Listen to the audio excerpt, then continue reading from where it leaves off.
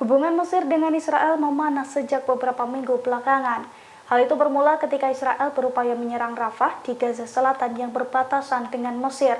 Kini Mesir pun telah menyiagakan 40 tank dan puluhan lapis baja untuk mengantisipasi serangan darat Israel. Dilansir dari tribunnews.com, Mesir telah siaga tinggi sejak 2 minggu terakhir. Pasalnya serangkaian tindakan mereka lakukan untuk meningkatkan keamanan di perbatasannya dengan Gaza. Selain menyiagakan puluhan tank, Mesir juga telah membangun tembok beton setinggi 6 meter. Di atas tembok itu pun telah dipasang kawat berduri. Mereka juga membangun tanggul dan meningkatkan pengawasan di pos-pos perbatasan. Pengerahan militer Mesir itu terjadi menjelang perluasan operasi militer Israel atau IDF di sekitar kota Rafah di Gaza Selatan, yang mana di wilayah tersebut sebagian besar penduduk Palestina mencari perlindungan.